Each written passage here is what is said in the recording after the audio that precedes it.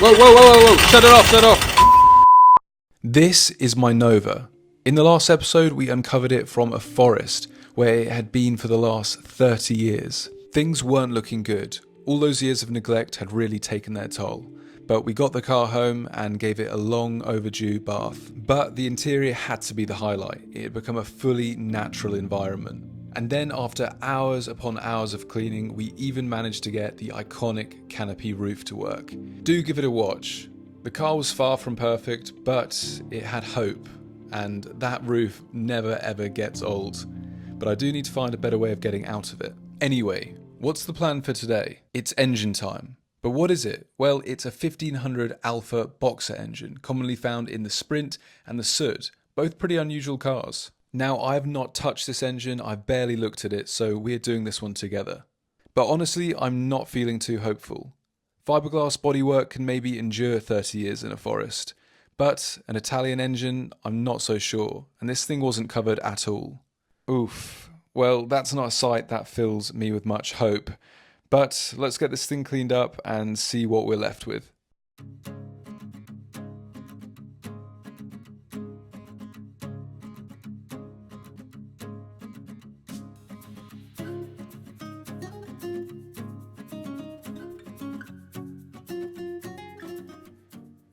Now, with the spider-infested engine behind us, let's see how we're doing. The oil level was good and it looked pretty clean. I saw nothing particularly worrying, so it was time to pull the spark plugs out. I removed all the water that was sitting on top of the engine and managed to get the plugs out, which was a much harder job than you'd think. They were completely glued in with mud and all sorts of nastiness. And well, look at those. Not looking good. A lot of water ingress, a lot of corrosion. This doesn't bode well. But anyway, the plugs are out, so we're just going to try and put a socket on the pulley and see if we can get any rotation at all. Based on the state of these, I'm feeling less optimistic, but the oil was quite golden, so we shall see.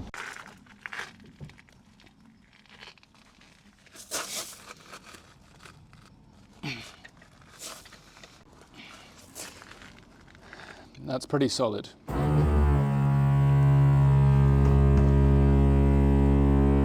Okay, so we had a stuck engine. I went ahead and checked obvious things like making sure the car wasn't in gear, like the water pump was free, and everything was good. So it was time to try and free off the engine. I used a combination of duck oil and ATF. That's my mix, everybody's got their preference, and whilst I was at it, I decided to coat the whole engine in duck oil because even if this thing was completely messed up, at least I could make it look a little bit nicer, and that would make me feel better. Anyway, now we wait.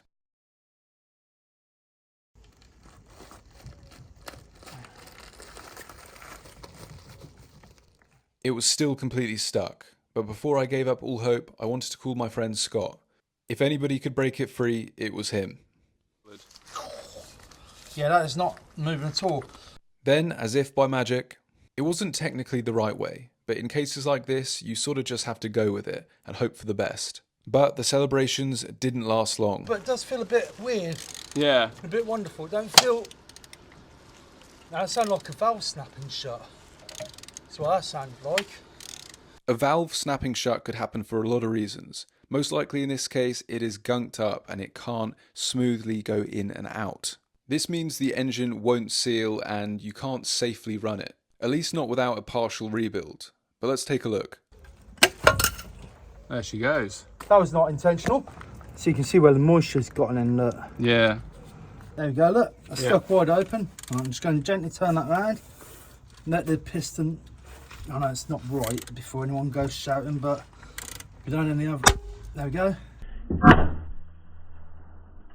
We noticed as we were investigating that as we were turning it over, the valves were quickly getting smoother. So we continued to gently turn the engine over, hoping to clear the blockage and smooth the valves out. And amazingly, it worked.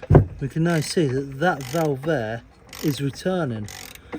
We've only been turning it, what, about 3 or 4 times, and we've already getting oil coming up. As you can see, it's lubricating the cams very nicely.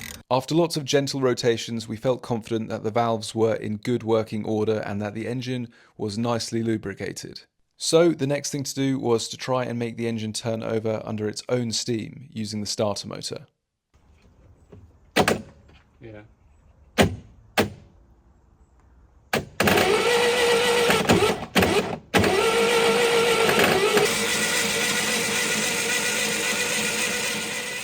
After sitting for 30 years, the engine moving under its own power was a big deal. Now we had the engine turning, we could check for compression. And with the life this car's had, anything around 100 would be great. But 60 was not so great. We weren't positive the compression tester was bedding properly, so we decided to put some new spark plugs in and just see what would happen. By this point, we were having a few issues with the starter motor. It was being intermittent, but that problem will arise again later. We then checked our ignition system, and amazingly, just about everything was working and we were getting spark. So the only thing left to do was try and fire this abandoned compressionless engine up. What could go wrong?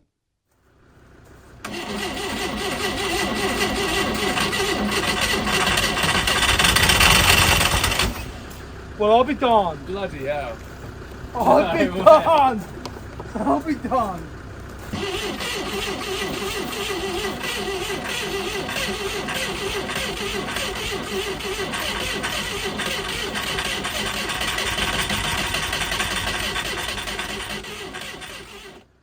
Okay, so amazingly we had a runner. Yes, it sounds like a bag of spanners, but, it runs. Oh, and remember how I mentioned the starter was being intermittent? This is when it decided to pack up.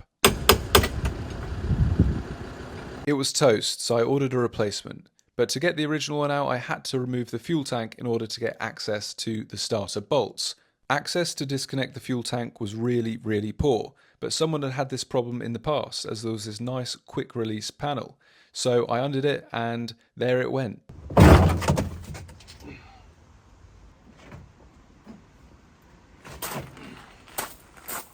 Now I had all the access I needed to whip out our frazzled starter motor. Clearly it served the car well, but I think its service is now over.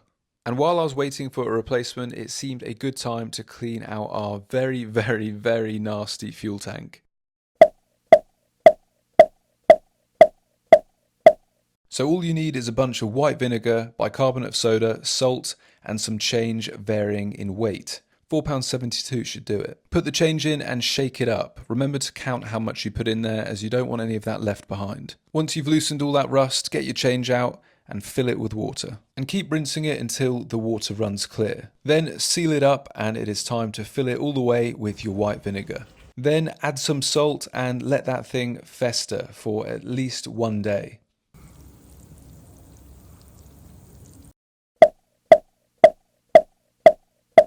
And with a pop, the starter motor was here, and as you saw, I got a bunch of replacement ignition parts to give the Nova a fighting chance. So let's get it all on.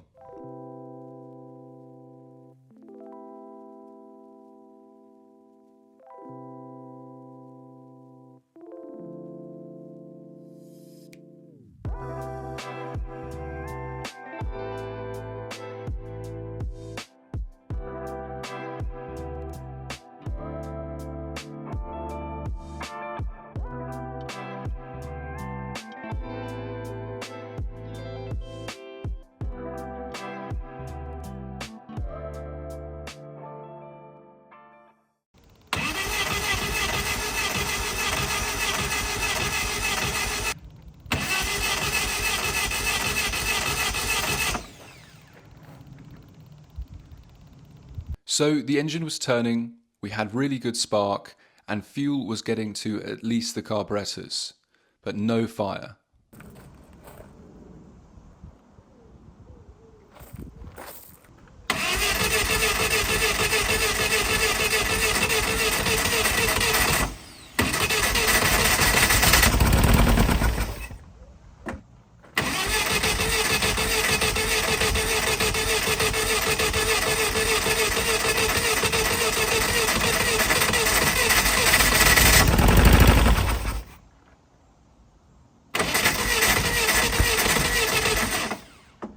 So it fires when I put fuel directly into the carbs, but the fuel going to the carbs isn't getting pumped through them. So, like everything else, it is likely very, very blocked. So, let's clean these things up.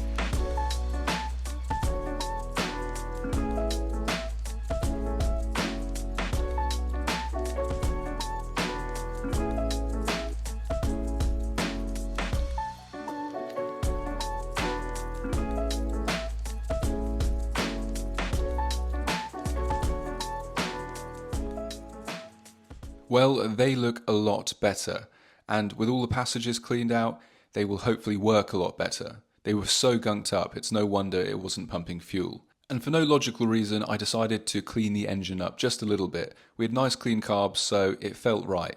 And I mean, yes, this is no show car. It's as much of a show car as it is a supercar. But over the last few days, it really has come a long way, and it's so nice seeing it come back to life. But will it run?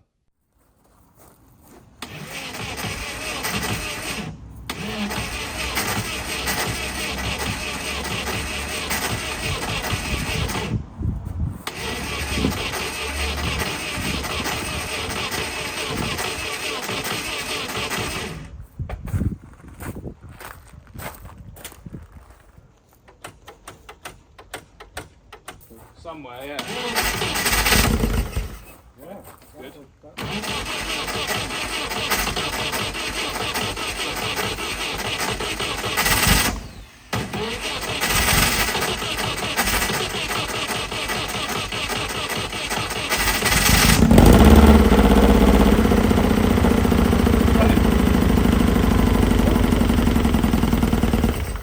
Sounded perfect. Yeah. Wow. So I pulled it off flat. God, well done, mate. Yeah, thank you very much. Well done. Whoa, that's crazy. Yeah.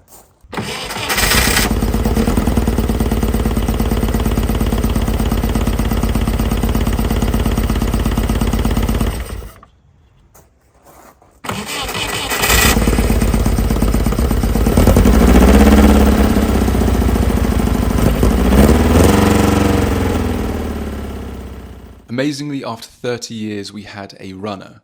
But without a cooling system, we won't have a runner for long, so let's get that sorted.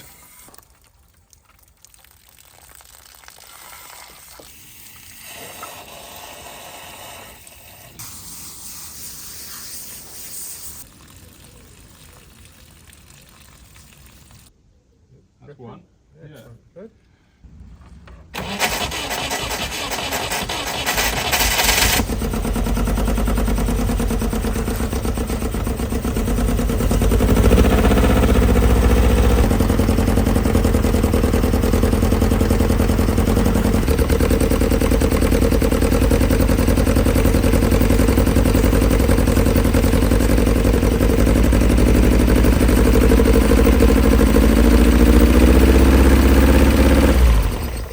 The cooling system was fitted, but it wasn't cooling the car. That's why that idle was going up like crazy. I assumed it was the thermostat, so I tested it out, and it did open under boiling water and it did close, but very, very slowly. And it was hard to tell exactly what temperature things were operating at. So I decided to remove it. Not a permanent fix, but it would allow the water to circulate through the cooling system, which is all we wanted for our testing stage.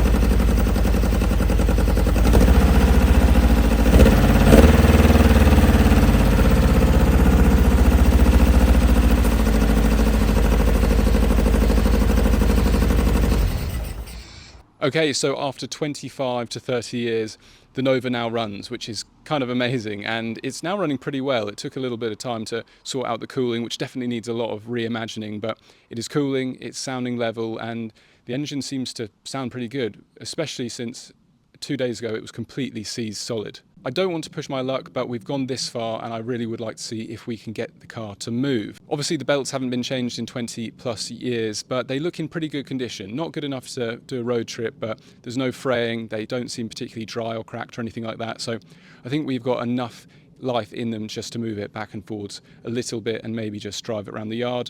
We'll see how far we go. So I'm going to make this setup a little bit more safe for driving. The fuel tank renovation is going to have to continue, or I might just get a new tank, because our method of cleaning out the rust works so well that it actually opened up even more holes. So we're just going to stick with the jerry can and just thread it through, and we're not doing any crazy miles, so we should be okay.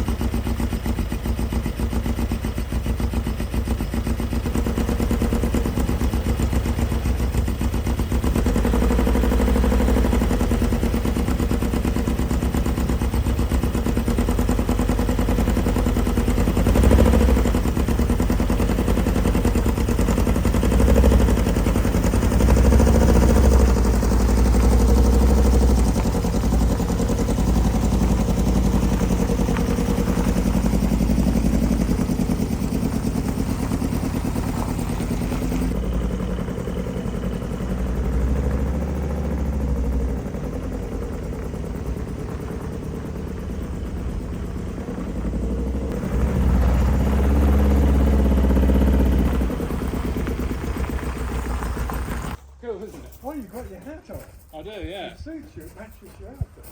That's amazing. Well done, mate. Thank you very much. You must be really pleased with that. Yeah, no, I'm really pleased. Oh, Can't believe it, really. yeah, do you want to drive it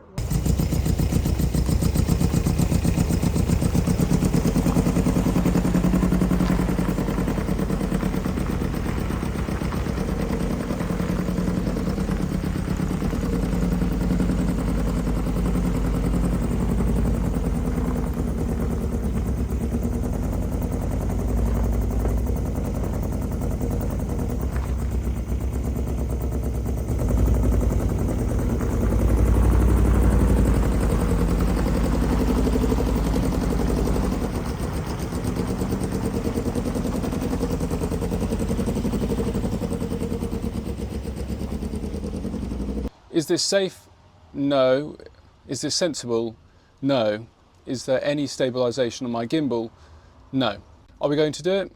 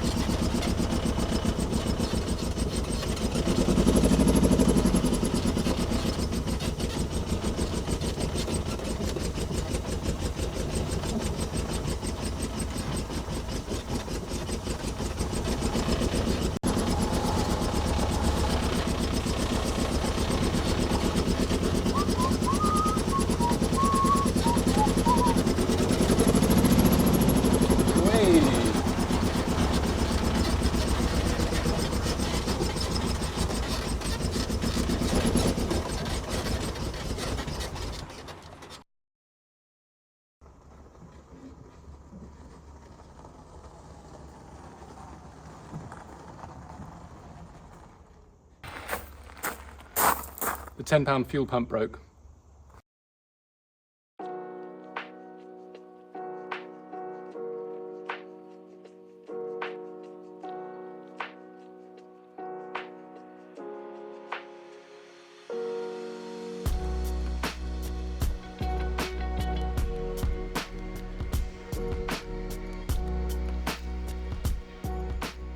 Well, there we go. That is a wrap on episode 2 on the Nova, or should I say my abandoned 80s supercar. I'm so incredibly pleased that this is running and driving. I'm equally shocked when you think of how this episode began. It was completely solid and it didn't want to budge at all. And now it's running, driving, holding temperature, not making any nasty noises. It really does want to survive. And even more amazing to think that just 2 weeks ago, this thing was a complete biohazard, having sat in a sort of mini forest for the last 30 years. And now it's living, things are working. It sort of makes no sense, but it is brilliant. Also, a huge thank you to all the support on the first episode. It really is overwhelming, and welcome to all the new subscribers. There's a lot more of you now, and yeah, I hope you're going to enjoy this build and all the other builds on the channel. Obviously, from the first episode, there was a lot of dialogue in the comments on what you guys think I should do with this, and there were sort of two main ideas. One was obviously a full restoration, bring it back to its glory days, and the other idea was a sort of cyberpunk, rat roddy, keep it rough, but futuristic, that sort of idea. And then also a lot of people wanted engine swaps. And I suppose for me, the jury's still out. I love both of those ideas. There's a big part of me that, because it's sort of coming to life so easily and generally the bones of it are very good, I sort of want to continue to make it roadworthy, you know, change all the belts, do the fluids, give it a proper service, make it safe and ready for the road, but keep it ugly, enjoy it, sort of get to know the car a bit better, understand what I like, what I don't like, all this sort of thing. And then come winter, do a proper rebuild where I take the body off and all of that sort of thing. That's sort of where my head is at right now. But what do you guys think? I'd love to know your thoughts on where we should take this thing now we know it's running and it sort of has some hope in its current form. But I suppose what is immediately next is a proper service, like I said, belts, fluids, all of that sort of thing, because we need to at least give it a proper test before we strip it into a million pieces. But that should be fairly standard. The only kind of annoying thing from my very brief test drive was the accelerator pedal is all sticky. That's why it was sort of very jolty. There was not to do with the engine, that was to do with me trying to balance the accelerator and not kind of crash through this wall. But that excitement is all for next week. I have to head off now as I have to pick up a V8 engine for another project. So do stay tuned for that. And well, until then, please like, share, subscribe, comment, the bell icon, all of that sort of thing. It really does help me out, allows me to keep making episodes like this on weird forgotten cars and bringing them back to life. And if you'd like to support the channel further, please do check out the Patreon down below. It's where I do all the behind the scenes stuff, early access. The patrons see all of this sort of content quite a long time in advance and sort of are able to contribute to the journey a little bit more. But regardless, I'm just grateful that you're here watching and supporting. So until next time, take care, and I will see you then.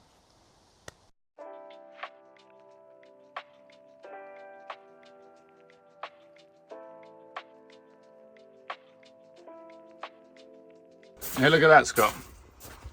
Fuck me, that's a golden oldie, isn't it? Get some beats out of that bad boy. There we are, Luke, you can drive the Titanic through that, look.